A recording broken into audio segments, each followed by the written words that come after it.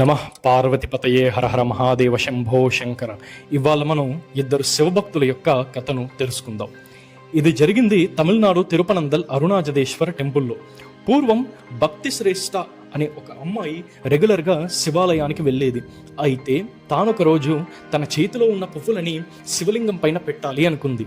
అయితే ఒక చేతిలో పువ్వులు పట్టుకొని ఇంకొక చేతితో శివలింగం పైన పువ్వులు పెట్టబోతుంటే తన చీర కొంగు జారిపోతా ఉంది. ఆ అమ్మాయి ఒక చేతితో చీర కొంగు పట్టుకొని ఇంకొక చేతితో శివలింగం పైభాగాన పువ్వులు పెడదాము అనంటే ఆ అమ్మాయికి శివలింగం పైభాగం అందటం లేదు.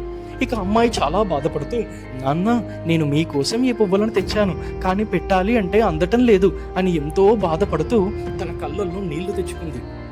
ఇక అంతే, నా నీలకంఠేశ్వరుడు మృత్యుంజయుడు తన బిడ్డ కంట నీళ్లు చూడటం ఇష్టం లేక నిటారుగా ఉన్న శివలింగం కాస్త వంగింది.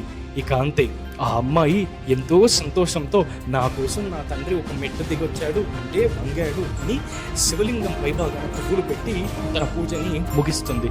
అయితే తరువాత చోళరాజు శివలింగాన్ని మళ్ళీ నిటారుగా ఉంచడానికి ఎంతో మంది మనుష్యులతో, గుర్రాలతో, ఏనుగులతో లాగించారు.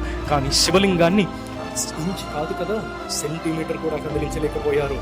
అయితే ఒకరోజు కుంగిలియా అనే శివభక్తుడు శివయ్యని వేడుకుంటూ, నా తండ్రి, మీరింత మారం చేస్తే ఎలా చెప్పండి, నా కోసమైనా మీరు మళ్ళీ నిటారుగా ఉండాలి అని కుంగిలియా తన మెడలో ఒక తాడుని చుట్టుకొని అదే తాడుని శివలింగానికి చుట్టి తండ్రి, పార్వతి, పరమేశ్వర అంటూ కొద్దిగా లాగుతాడు. ఇక అంతే, ఎంతో మంది మనుష్యుల వల్ల, గుర్రాల వల్ల, ఏనుగుల వల్ల కానిది ఆ అర్ధనారీశ్వరుడు తన బిడ్డని నొప్పించడం ఇష్టం లేక మళ్ళీ యథాస్థితికి వస్తాడు. అంటే శివలింగం ఇంకా నిలువుగా అవుతుంది. ఇక్కడ మనం తెలుసుకోవాల్సిన విషయం ఏంటంటే, పార్వతి పరమేశ్వరుణ్ణి మెప్పించాలి అంటే కండబలమో గుండెబలమో ఉంటే సరిపోదు, నిస్వార్థమైన ప్రేమ కావాలి.